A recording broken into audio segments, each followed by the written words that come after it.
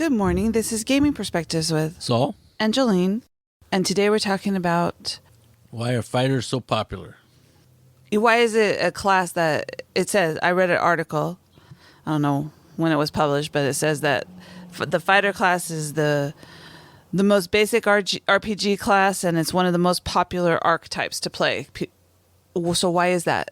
I think there's all kinds of reasons. One of the polls was for D&D, and they were talking to different classes in D&D, the wizard, blah, blah, blah. Which one do people like to play? And the one that's always been the first one or on top has been the fighter class. And then fighter class is like paladin, ranger, anything along those lines. Yeah, this is because you can have a knight, a swashbuckler, a barbarian, a warrior. Right, and I think that has to do with D&D's being mainly a combat type of game. It is a combat RPG. It centers on combat. A lot of the spells are about combat. A lot of the rules are about combat. So it is a combat-intensive game. So when you play that game, it's good to be a fighter, right? You get more hit points. You get better armor class, are good at dealing damage, and you're harder to hit because you have better armor class. So all those things in a combat game make you very well suited to play that game. Yes. That class. I agree. And I think a lot of people know this. A lot of people take advantage of this, and it's an easy class to play. You know, when you are playing a role-playing game and you're trying to learn how spells work, you got, you have to learn how the sword works. Roll to hit, you roll these dice, that's how much damage you do.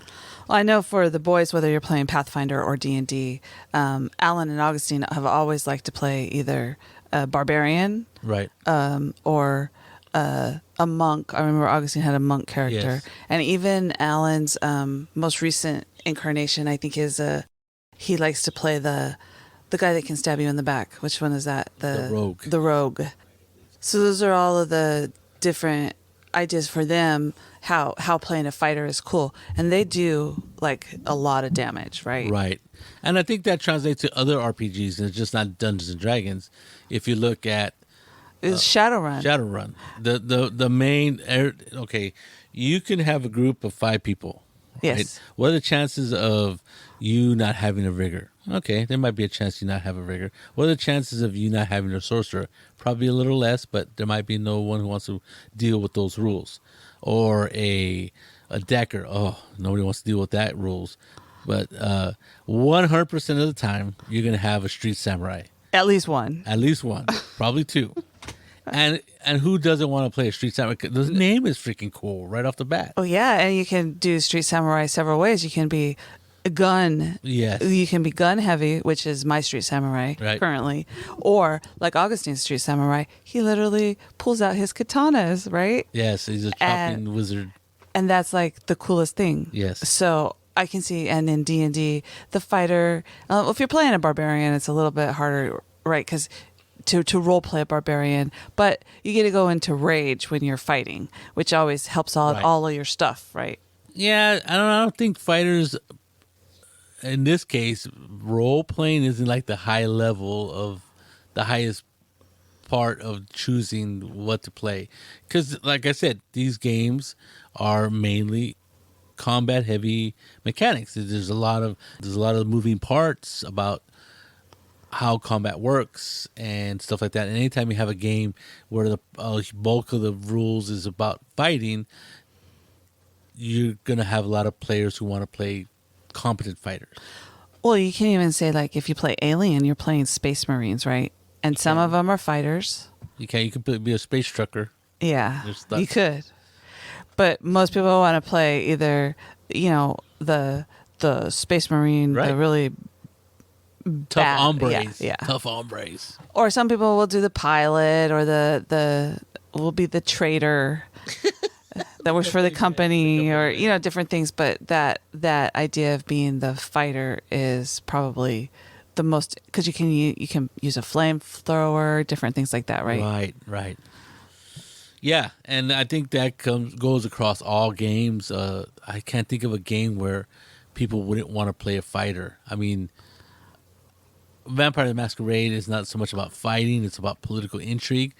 And so I think that matters, because if you look at the rules, of Vampire the Masquerade, there's not a huge amount of rules devoted to fighting. It's a lot about honor, about who is in charge, or who sits above who else in the hierarchy of this world. And though there is a combat section, obviously, and there's probably a little bit more combat section in Werewolf, but for the most part, that's not what it's about. Yeah, it's more about political intrigue. And if you look at some other games, like for example, what is it? The Gumshoe games. It's about investigation. So some people hate Gumshoe because the combat is so unrealistic, or it's just almost like a farce, right? Because people say like you could literally take a dozen shots, and you're like, there's this crazy video that somebody put. This is what combat is, and this is the way combat is in the Gumshoe system. And this guy is getting shot like 15 times, and he's just going, making these gyrations every time he gets shot, but he doesn't go down, right? It's just well, that's different from like if you're playing Call of Cthulhu, you don't want to get into any fight, because one, you're gonna get hurt and die probably, or you're gonna lose sanity. I was playing a Call of Cthulhu game. It was a Western one. And was it the one on the train? Yes, the one on the train. And I made a point not to get into gun battle. You still got shot. And I went out, and I was a pretty competent fighter, right? Yeah. Because I was I was a cowherd, cowhand, or rancher. I don't know what I was. So I had a pretty good gun skill, but I missed, right? Mm-hmm. I missed. And I got shot, double critical, whatever the hell it was. I got shot in the head, instantly dead. Yeah. Bada bing, bada boom. So there's certain games where you don't want to play a fighter because you don't want to fight, right? But then there's Paladin. What's the other one? Oh, Pendragon. Pendragon. Yes. Where you're literally playing knights. Yes. Oh, well, you don't have to, but yeah, you basically have to. I mean, that's the well, no. point Sometimes you can play the ladies. Yeah. Yes. But I think that's not the point. I mean, that is the point. But combat isn't the only point of that game. Right. It's about chivalry and establishing a household and all this other stuff, which it's its own little mini game, I guess. But it is about combat because knights were known for jousting and stuff and doing the right thing and fighting a good fight.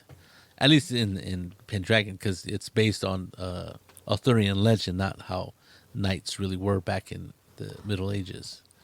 They were good fighters. No, not that part, but that they were actually like good people. It depends on the person. So I think there's a lot of reasons why we like fighters, other than in the class. I mean, look at I grew up watching westerns, watching World War II movies, and in kung fu movies, and these are all movies where fighting and shooting are an important part of the movie, and they were really cool. Like the gunfighter, like Clint Eastwood. He shot like 10 people, 20 people, whatever. And you have like Shane, a classic western, who stands up for this people who are getting subjugated by this rancher or whatever. And that's a vision of a hero, right? This idea that the hero's competent fighter.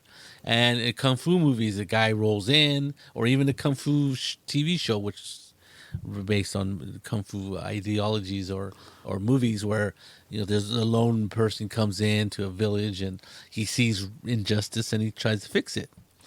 And though he doesn't want to use violence, what the hell, they try to fight him, he's going to kick their ass no matter what. So I think that's pretty neat. I mean, I grew up on that stuff. So the idea of role playing, I want to role play that kind of character. I see. I mean, that's what it seems like to me. And then even now, and then if you look at movies now, like action movies, they're really gun heavy, right? John Wick for one, right? Die Hard and all those other all those other movies, and then then you're playing the role playing. Oh, I want to role play that. I want to be that guy. I don't want to be the guy who gets shot once and goes down. The mook in the movie. I want to be the guy who's the hero. And John Wick is like this what is it? It's an homage to freaking guns and lone samurai against many bad people, and that means combat. So that's why combat characters are highly sought after when people play them. I mean, how many role playing group? I mean, how many groups of D&D players? I'm sorry, how many D&D groups have no fighters in them? I would say absolutely none. Right? Every time there's, I'll play the cleric. I'm gonna play the magic user, the thief. We are a group of bards. Yes. Unless you do something like that, Yeah. which is highly unlikely. And usually they do it for fun.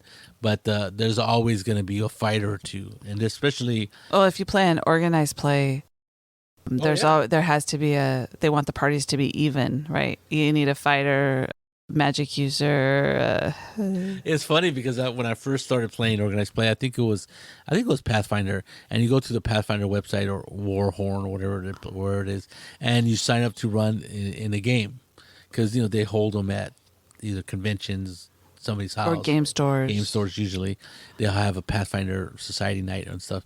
And when my son was really young, he wanted to try it, and so when I had and it's usually during the week, which sucked, but when I had a week of vacation, I would always take him to 1 or 2 nights. And so we would go online and it would sign up our character. And it has this little click box that says, what kind of character are you?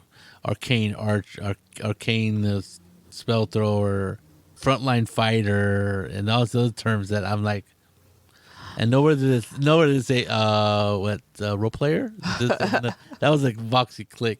And it was funny because like, I remember one time I signed up. It was me and my son, and I guess I didn't know what to sign up as because I was trying to play my knife fighter, and it was like, well, I'm kind of more of a range thrower, right?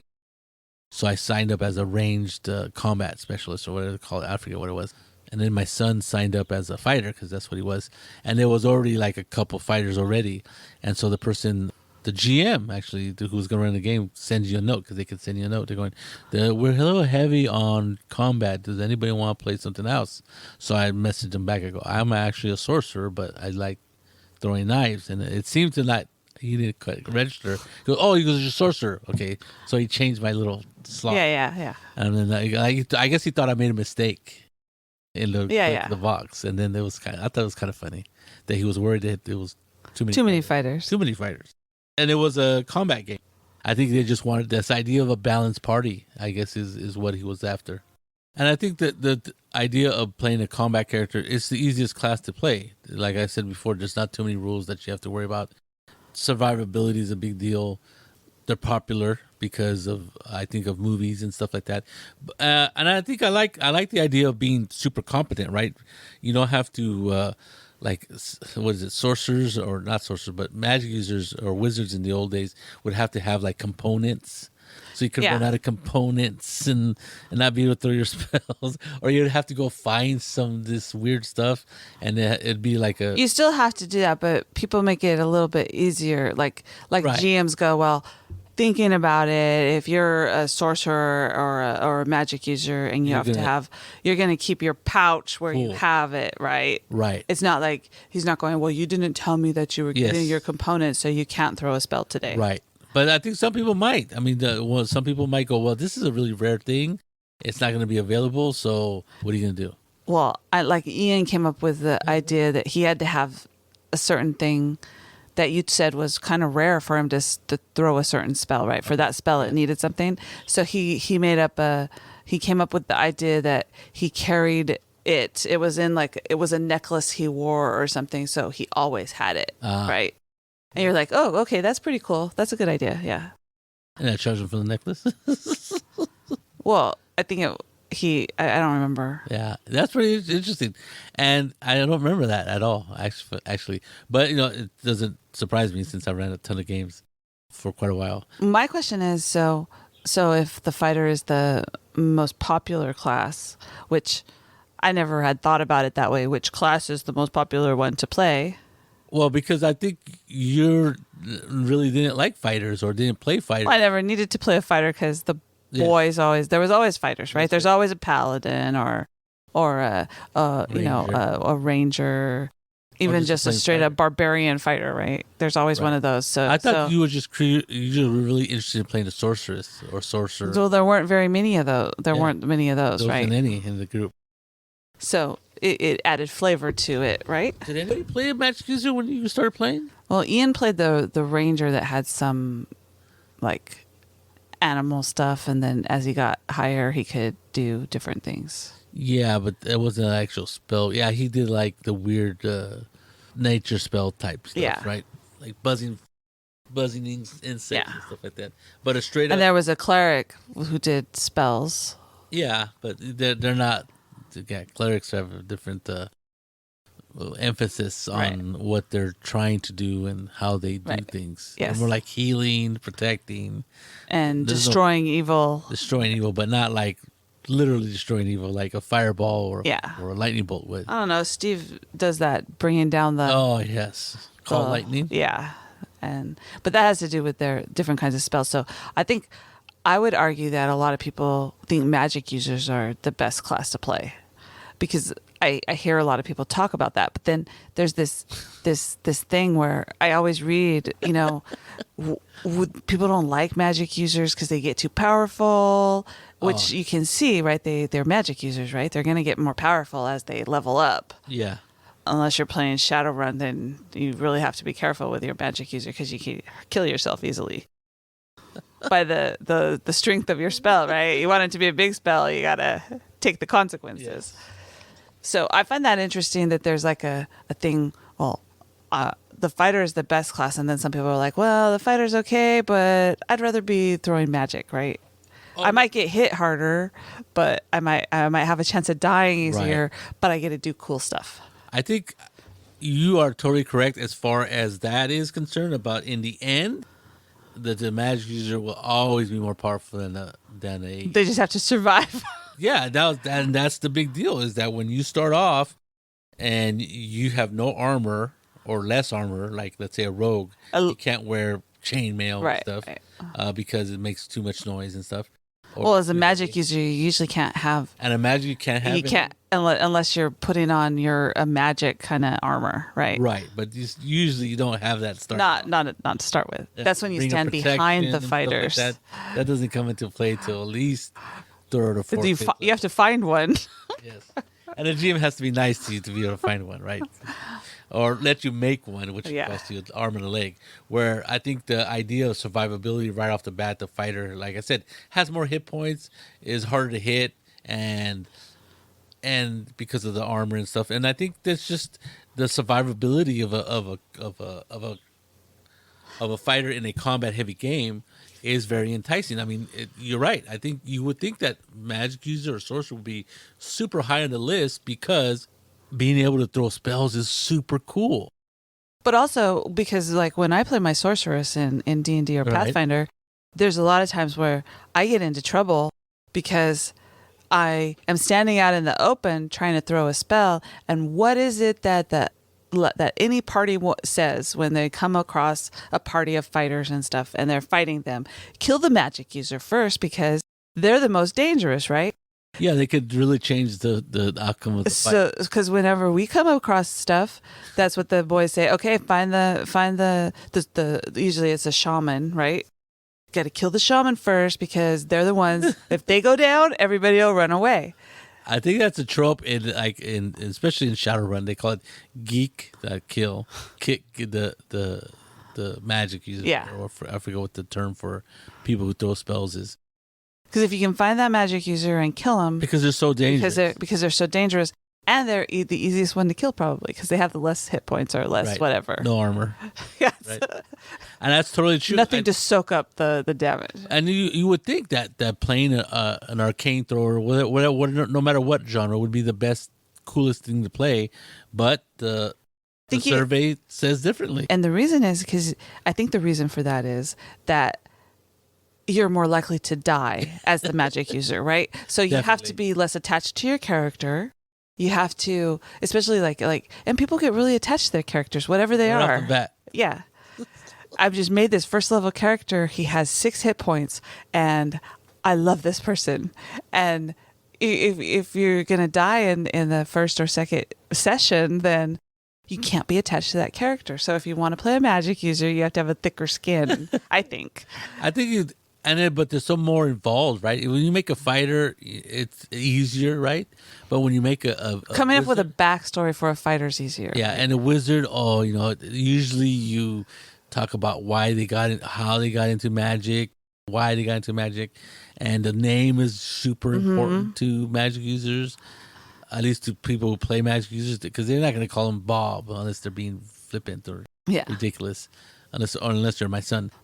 And I think that the time invested in making that kind of character is just more involved, personally, by the player. It seems like, and so when they go down, they're like, "Oh, you killed my character," and because they are emotionally invested.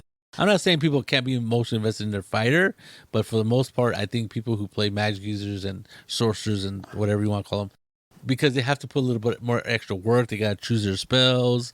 They got to... I think that because I tried to make, I played the Gnome Ranger, and making the Ranger character was harder for me because you had to choose all these different branches, right? What kind of magic are you going to do? What does this do? And then you have to look at the race you're playing and figure it out.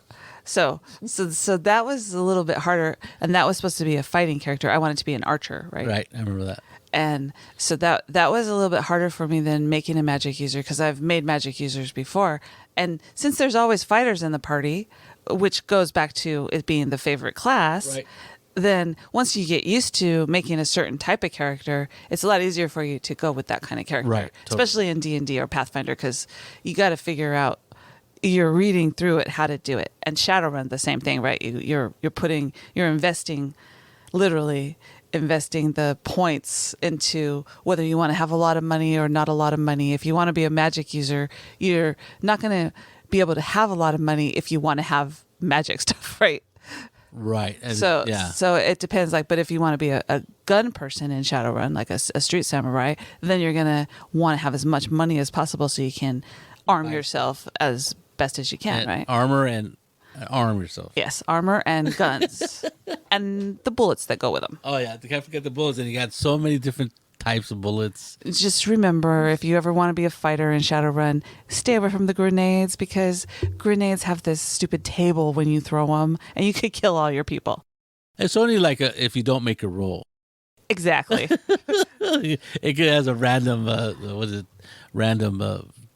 landing table. I think one of the appeals of being a fighter too is when the battle comes, you get to play a big role in it. Yeah, you're like the front line person. Yeah. You want to be. And you do a lot of damage. Yes. I mean, No matter what game you're it's playing. It's a classic character type, where, and it's everywhere. It's in books, it's in movies, TV shows, whether and it's across all genres, right? John Wick, he's a fighter character, Yeah. right? King Arthur, he's a fighter character. All these tropes that we'd all known as little kids and stories, they feature fighters as being people that are cool, that are neat to. Well, they're the ones that go in and get the job done and Right. rescue whoever they're The supposed to colonial rescue. marines and aliens. Yeah, yeah. Though they were quite the tough on race. They may not come back. That's all. Yeah. So I think it's interesting that we all like to play the idea that I like to play a sorcerer myself. So do you. And But I think that comes from the group that you're playing with. Like, you realize that you really don't want to have 6 fighters, right? that's probably But true. 2 or 3 of the people want to play either a rogue, a ranger, a fighter, whatever. Straight up, right? Straight up fighting, or a monk, or a paladin, right? Those are the really cool ones. If there's that many people that want to do that, then you're going, well, I don't want to be, like Yet the another 4th fighter. one, so I'll figure out something else to do. So Yeah. then you go with either whatever else there is. Yeah, I think you're right. I think when people are like choosing who they want to be or what they want to play, those roles get picked right away. The Yeah. fighter roles, and then people go, well, since you already have Since you have 3 you already have 3 fighters, you don't need a 4th. There's only 6 of us playing, so I'll play the cleric or the arcane guy, yeah. or the decker, right? The Yeah, I'll the play hacker. But I think, I think it's pretty interesting that when you came up with this topic, you said, "What do you think is the people like to play most? And I said the fighter. I think, and in the survey, and it's been more than one survey, or whatever you want to call it, that has come up with that. The fighter is the most favorite class in role playing games. Yeah, especially D&D, and it's true. When I don't know, I've never played D&D. I had a con game, but people where you're allowed to bring your own characters, right? And Steve doesn't ever make a fighter, I don't think, because he knows. well, because he's never had to. Because he knows there's going to be There's going to be at least two. Yeah, at least two. So you'll play a cleric, usually a cleric or something like that, and he'll just make them up because he doesn't have any high level characters. Sometimes he plays in high level games, and so that's interesting that he's told me, yeah, I don't play. Not told me, but he told me, yeah, I didn't play a fighter because I already know there's going to be a lot of fighters there, or people want to play there. Yeah. So I'll play something else, and I thought, hey, wow, that's interesting. That's exactly. I mean, it bears out in real life, but and maybe that's why some people play magic users, because they know there's going to be fighters, so they get into because once you start making a certain type of character, then you go, oh, I played that before, that was really cool. And let me tell you, throwing a fireball or a lightning bolt, those are the things that can make your day, right? Or ruin somebody else's day. Yeah. So because the fighters are out there doing 95 points of damage, and you're like going, okay, what am I going to do? Yeah. Here, I'm going to throw a fireball, and I'm going to do 80 points of damage to 15 people. There you go. Try to match that. Yeah, you got to get up levels to do that, because if you're third level, well, I don't think you can throw a fireball at third level. You have to be fifth. I think you throw, 8 dice at 5th level? Possibly, yeah. Yeah. I think it's 3 plus your level. And I always like to throw the lightning bolt, because then you can. I always tell the people, get out of my way. I'm going with that line of people. That's hilarious. You then of course they always step in front of you. No, well, yeah. So then you have to make a choice. Okay, fine, I won't do that, or I'll move over. Can I do a 5-foot step and not hit him? These are things I say to Saul sometimes. Oh yeah, that's totally true. And they don't listen to you sometimes. No, they don't. Well, because they're fighters. They get to go before me. Their initiative was higher. Yes, that's true. Yeah, I think all around, I think there's all kinds of reasons why people like playing fighters. I think it's usually the hero trope that first comes to mind. Hardly does the wizard come as the hero trope, and sometimes wizards are seen as evil. Well, yeah, because they tend to. You got to really watch them. You never know what they're gonna do. A little touchy, and because it's reinforced in movies, books, and stuff. I think there's all kinds of reasons other than that people like to play fighters because they just like it. That's a role that they really like to play. I think a lot of people do like it. Oh, they do because of those reasons. Because. Yeah. And like I said, in the combat heavy game, you want to because in real life, you don't get to walk up to people and smack them with swords or hit them with arrows or whatever you're going to do, right? Or pump them full of lead. Yeah, right. You might across a battle. You might want to, but you're not allowed to. Yeah, across a battlefield or something. Yeah, I think that's pretty neat. I think you're right. I think just so many reasons why people like playing fighters in role playing games. And the numbers bear it out. There's no surveys. Every survey that I've seen says the fighters are the I never really realized there were surveys till I was just randomly trolling on the internet looking for topics for our podcast, right? Right. And I'm all, hey, what is the favorite class? And then I click on it and I'm all, oh wow, I never thought. And then it did, because then I was like, what did you thought without knowing that the number? I had no idea, but when it said fighter, I was like going, oh. And then I asked Saul, what do you think the favorite class is? And he's all, fighter. And I'm all, I was like, okay. How did you figure that out? So you had no idea? You had no opinion? After we talked about it, I was like, oh, that makes sense. Now I know why the boys, it's the one of the, not easiest, but the one that people gravitate to, right? Because you can do these cool things. Right off the bat. Yeah. And easy. And I never really saw I mean, my son's always been a street samurai in Shadowrun. Yes. And I never saw the appeal until he goes, okay, Mom, I'm going to make you this character because they already have a whatever. Sorcerer. A sorcerer. I think it was what were you? Not the sorcerer, but the matrix sorcerer. Oh, technomancer. A technomancer. And he goes, so we don't need you to be a sorcerer. I want you to be a street samurai. And I go, okay, because he was really excited because he loves to make characters, right? So I go, okay. And then as soon as I played it and saw how cool it was, I was like, I see the appeal. I see the appeal of being a Kicking ass? Yeah. Yes, there's always a good appeal to that. Yeah. So, yes, I think you're right. I think the survey's right. I think there's all kinds of reasons why that is true. And I think it's going to continue to be true as long as the characters or role-playing games have a lot of combat in them. So that just means that there's the people that want to be fighters, right? And everybody can't be a fighter. So there's those of us who choose other things to complement the group. So there you go. This is Gaming Perspectives with Saul and Jolene. And you have a good day.